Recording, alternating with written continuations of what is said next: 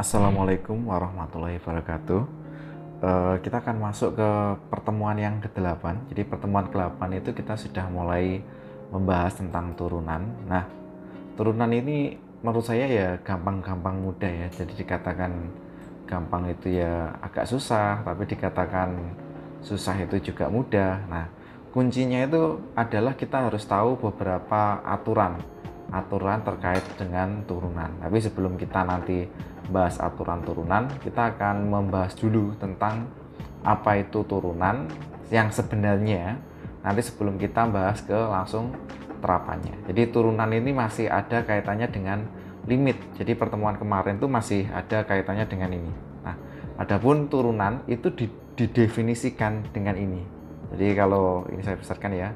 Turunan itu secara umum akan didefinisikan dengan aturan seperti ini. Jadi kalau ada f itu merupakan suatu fungsi, kemudian nanti ada f ada aksen. Nah, ini dibaca f aksen. Aksen itu merupakan turunan dari f, maka dinyatakan seperti ini. F aksen itu adalah limit hanya mendekati 0 dari x plus h min fx per h. Jadi yang namanya turunan itu kurang lebih bentuknya seperti ini. Nah, bagaimana terapannya, Pak? Nah, sebenarnya asal-usul turunan seperti ini. Misal saya punya fx sama dengan 13x min 6. Nah, kita disuruh mencari berapakah f aksen 4. Jadi berapakah turunan dari fungsi ini yang nilainya 4. Berapa? Nah, cara menyelesaikannya sebagai berikut. Jadi kita menuliskannya f aksen 4 itu nilainya sama dengan kita kembalikan ke rumus itu, limit h mendekati 0 dari f x plus h ya. Jadi rumusnya x plus h. Nah, x plus h nya itu langsung x nya saya ganti ya. Jadi x nya saya ganti 4 plus h dikurangi dengan f4 dibagi dengan h. Nah, kalau sudah seperti ini gimana, Pak?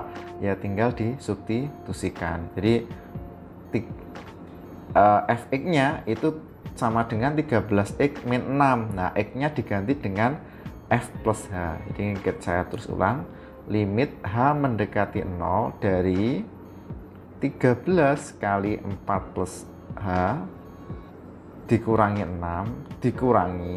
Nah, ini biar nggak lepas saya beri kurung rawa gini aja ya. Nah, ini dikurangi dengan 13 kali 4 dikurangi lagi dengan 6. Nah, ini saya beri kurung rawa juga. Nah, bawahannya tinggal ada hanya. Nah, hanya tinggal ini. Nanti kita sederhanakan. Nah, ini kalau bisa disederhanakan jadinya seperti ini. Nah, nanti kalau sampai sederhanakan bentuk ini, limit h mendekati 0 dari ini, kalau dijabarkan dan disederhanakan, karena ini tidak saya bahas ya, saya hanya mengenalkan sedikit saja, jadi ini tidak kita bahas untuk hari ini. Nanti akan ketemu ini 13h per h.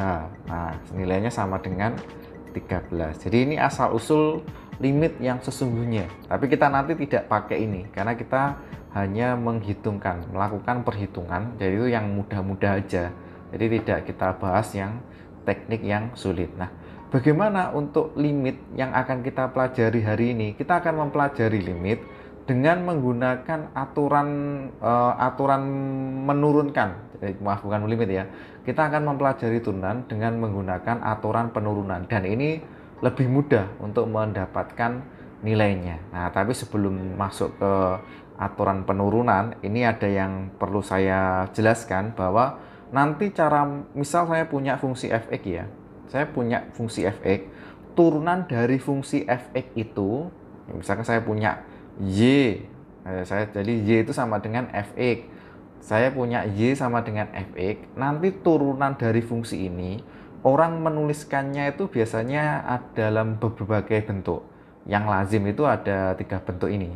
Yang pertama, cara menuliskannya bisa f ada aksennya gini, f aksen x. Nah, terkadang atau terus atau ya, ada juga yang menuliskannya seperti ini, dx fx. Nah, terus kemudian atau ada juga yang menuliskannya sebagai berikut, di nah,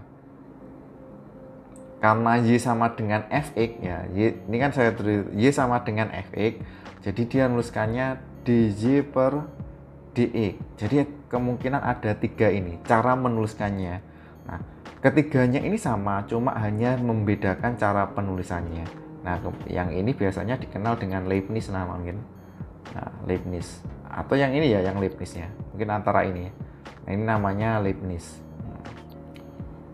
Kalau ini aksen ya, yang ini itu aksen, yang ini biasanya dikenal dengan aksen. Nah, ketiganya ini cara menuliskannya sama, tetapi yang berbeda itu aturan mainnya aja. Jadi yang berbeda itu adalah aturan main fungsinya atau aturan memfungsikan. Misal saya akan hari ini kita akan menggunakan penulisan yang ini. Nah, bagaimana kalau kita menggunakan teori Leibniz ini? Nah, jadi bagaimana kalau kita menggunakan notasi Leibniz untuk menurunkan fungsi? Nah, kita bisa menggunakan itu. Langkah pertama, kita bisa menganut. Jadi Leibniz itu punya beberapa teorema. Teorema pertama yaitu ini. Kalau ada fungsi fx sama dengan k, ini merupakan fungsi konstan. Nah, x sama dengan k-nya itu berupa konstanta, maka semua nilai fx, waduh ini harusnya saya enter ya nanti, semua nilai f aksen x itu nilainya sama dengan 0, atau bisa ditulis ini dk dxk sama dengan 0. Maksudnya gimana Pak? Maksudnya seperti ini.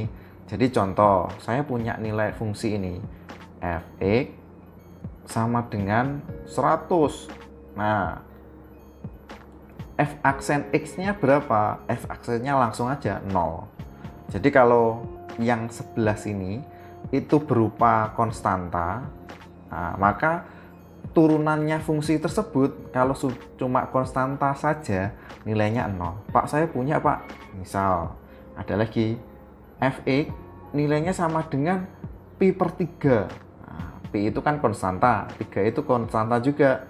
Berapakah nilai f aksen x-nya? Nah, f aksennya ini juga sama dengan 0. Jadi intinya kalau ada fungsi konstanta, turunannya adalah 0. Itu teorema yang A. Nah, kemudian ada lagi teorema B. Jadi teorema B itu mengatakan kalau ada fungsi fx sama dengan x, yang ini yang dimaksud fx sama dengan x, itu dikenal dengan fungsi konstanta, maka f aksen x sama dengan 1. Jadi kalau ada misalkan ada fungsi ini ya, fx sama dengan x. Nah, ini dikenal dengan nama fungsi identitas karena memetakan ke nilai itu sendiri. Nah, nilai f aksen x-nya itu sama dengan 1. Jadi kalau ada variabel x, turunannya 1. Jadi kalau fx sama dengan 1. Nah, ini teorema yang B. Nah, ada lagi teorema yang C untuk perpangkatan. Jadi kalau ada bilangan yang ini, fungsi yang berpangkat, atau biasanya dikenal apa ya, polinom. Jadi ada fungsi polinom, cuma ada fx x pangkat n, maka f aksen x-nya atau turunan x-nya, atau biasanya dinyatakan dengan ini, maka ini nilainya adalah sebagai berikut. Oh, salah.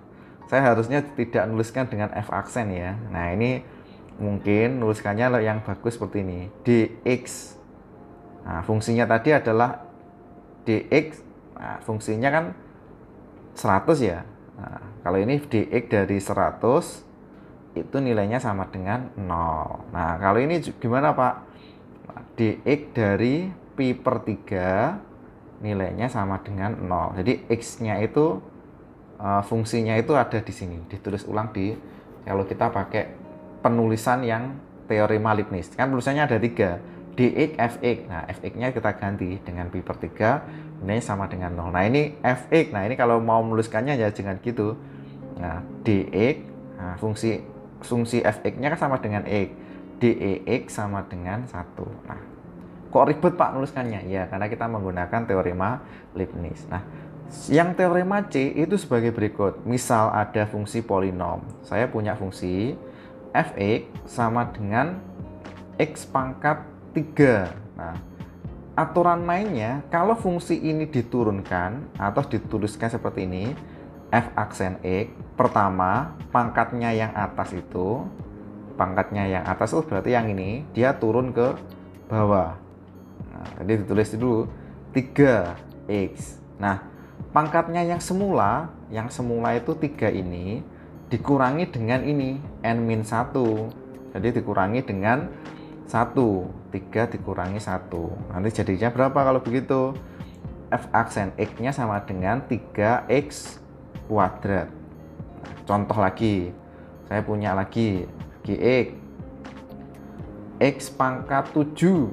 Nah, berapa G aksen X-nya? Nah, caranya 7-nya itu ditaruh di depan dulu. X-nya pangkat 7 dikurangi 1. 7 kurangi 1 berapa? 6. Nah, Pak, bagaimana kalau pangkatnya itu negatif, Pak? Misal saya punya Hx 1 per X kuadrat. Nah, ini dijadikan dulu 1 per X kuadrat itu sama dengan X pangkat min 2. Bagaimana? Secara prinsip sama. Nah, pangkatnya min 2 diturunkan dulu. Ini jadi min 2. X-nya ini, nah ini perlu diingat, min 2 dikurangi 1. Jadi pangkatnya yang lama dikurangi dengan 1. Ini ada aksennya ya, maaf ya. Nah, ini kalau begitu berapa? Min 2 X pangkat min 3. Nah, kalau di catatan ini dinyatakan N-nya itu berupa bilangan positif. Syaratnya bilangan positif. Kalau bilangan negatif, pastikan nilai X-nya itu tidak boleh 0. Jadi kalau nanti kita menggunakan fungsi bilangan negatif seperti ini, kita harus memastikan bahwa nilai X-nya itu tidak boleh sama dengan 0. Nah, kalau menganut ini namanya aturan pangkat, yaitu teorema yang C. Lagi-lagi, ada lagi teorema D. Teorema D itu untuk yang konstanta. Jadi bagaimana untuk teorema D yang konstanta? Nah, maaf, telat lagi ya. Bentuk ini, kalau mau menuliskannya dalam bentuk tulisan Leibniz, Pak, kok harus Leibniz, Pak? Ya, supaya sampean itu paham bahwa menuliskan F aksen X itu tidak hanya F aksen X, jadi dituliskan juga dalam bentuk Leibniz. Ini sengaja dibuat bingung agar lebih mempermudah, bukan mempersulit ya. Nah, kita tulis Fx-nya. Nah, dx dari salah. Dx dari 3 pangkat X itu nilainya sama dengan berapa? 3x kuadrat. Salah nulis.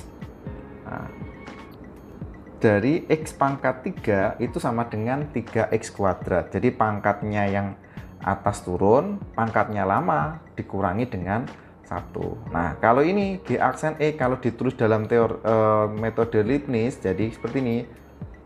Nah, ini tetap tulisannya D ya, maaf.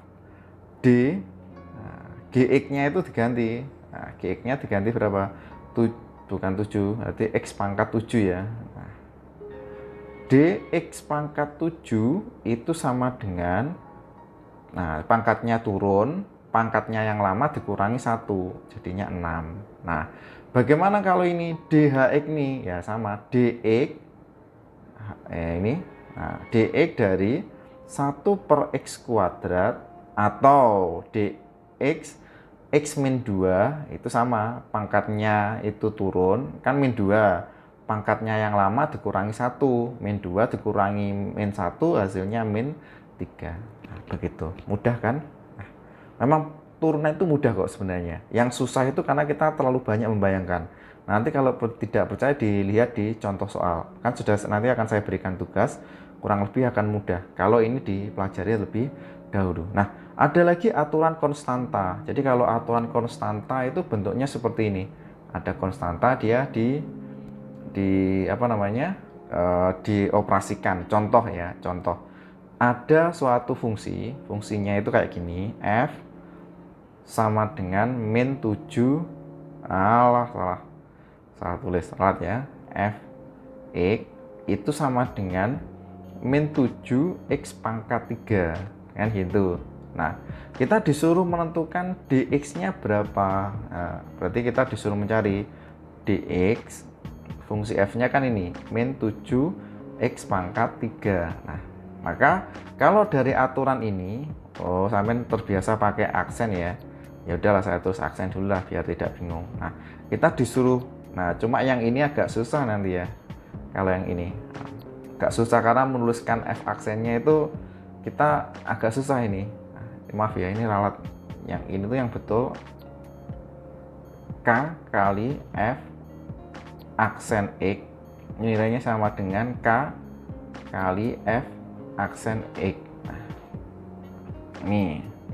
Nah, kapan bentuk tadi F aksen itu susah ditulis? Ya kalau sudah bentuknya ini, ada konstantanya ini, maka yang paling enak itu adalah simbol di Leibniz. Jadi menurut saya kapan Leibniz ini enak digunakan? Ya ini kalau sudah mulai tingkat kompleks.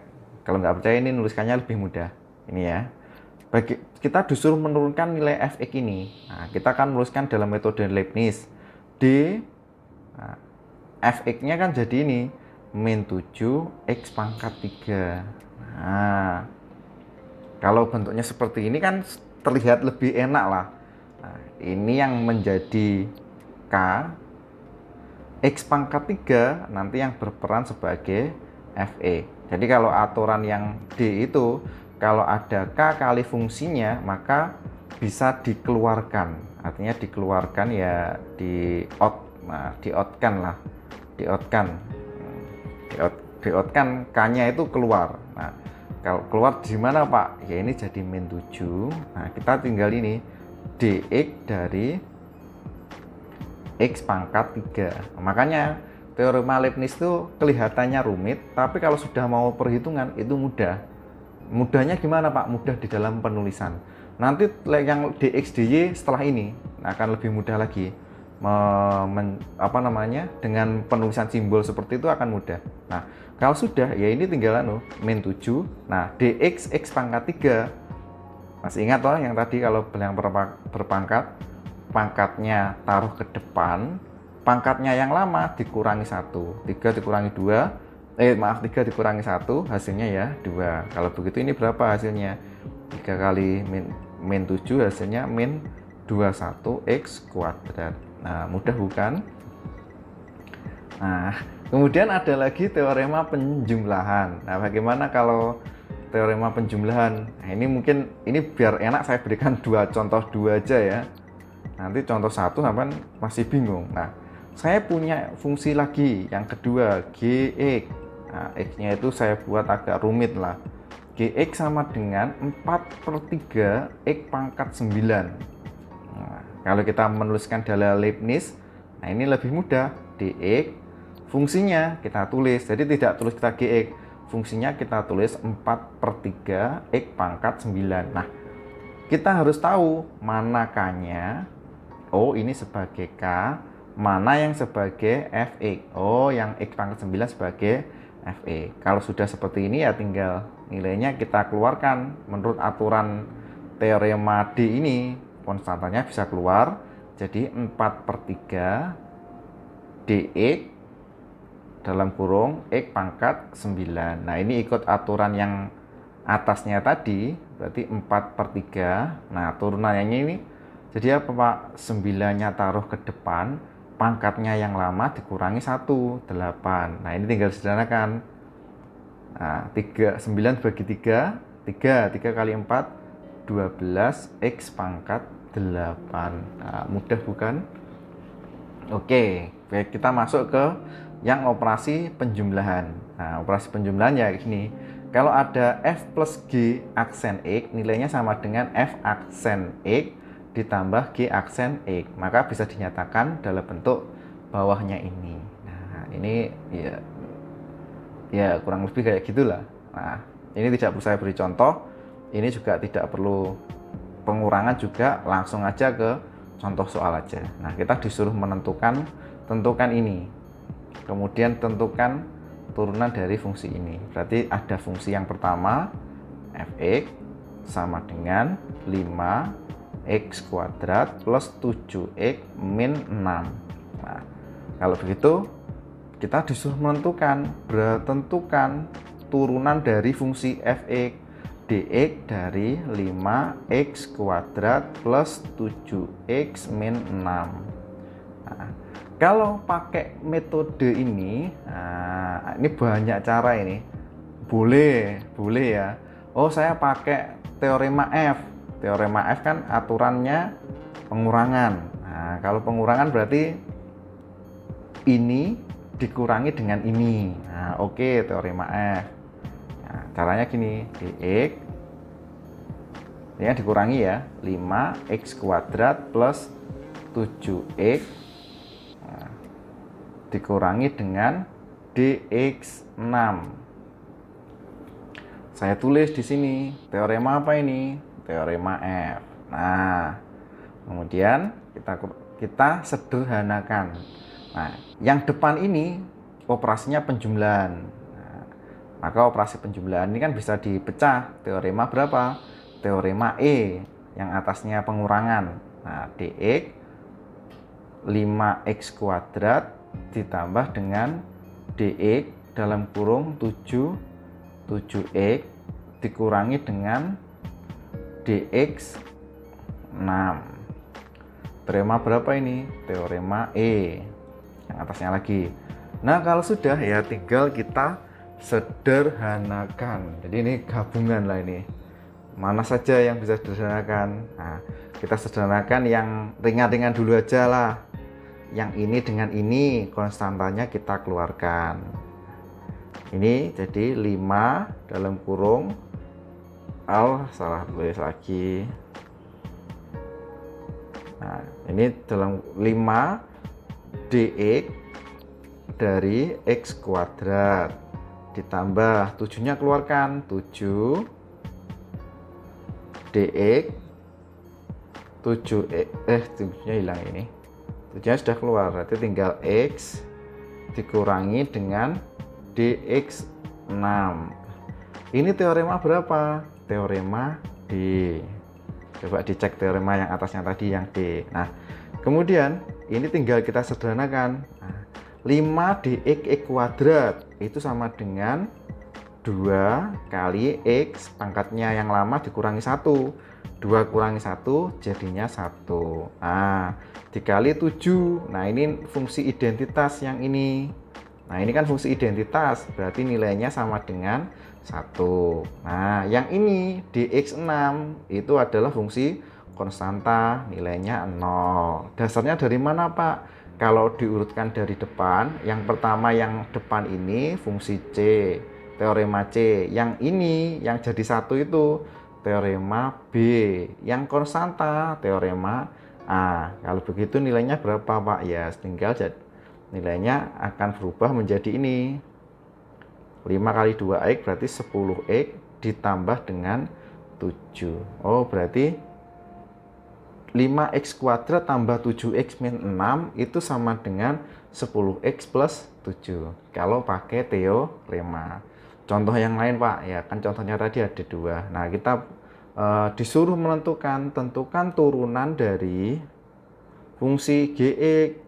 Gx-nya itu adalah itu yang atas tadi, 4x pangkat 6 min 3x pangkat 5 min 10x kuadrat plus 5x plus 16. Masya Allah, panjang banget ini.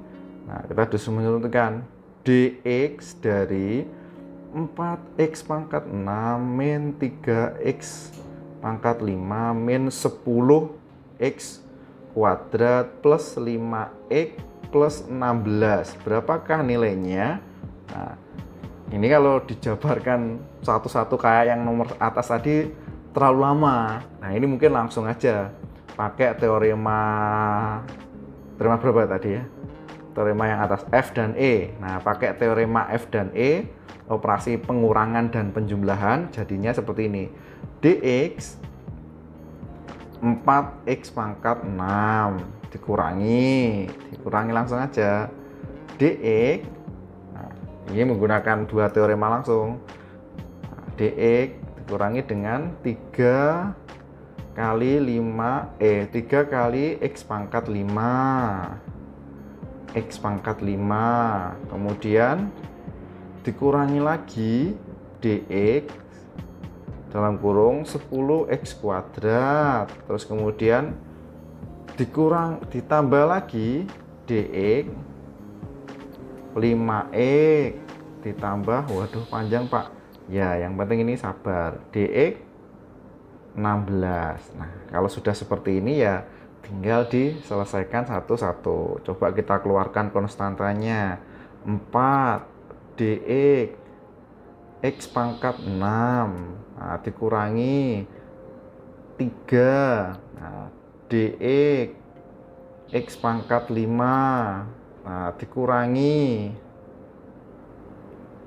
aduh tulisannya jelek banget ini, nah, dikurangi 10, nah, dx x pangkat 2 ditambah berapa lagi itu, 5 dx x ditambah, nah ini kita tulis ulang ini, dx kali 16. Nah kalau sudah seperti ini dengan aturan yang sama, berarti tinggal ini aja, 4 kali 6 x pangkat 5. Kok bisa 5 Pak? Ya pangkat lama dikurangi 1 dikurangi 3 kali, ini kita selesaikan toh, nah, 4 x pangkat maaf bukan 4, 5 ya, 5 x pangkat 4 dikurangi 10 kali 2 x pangkat 1 ditambah, nah dx x,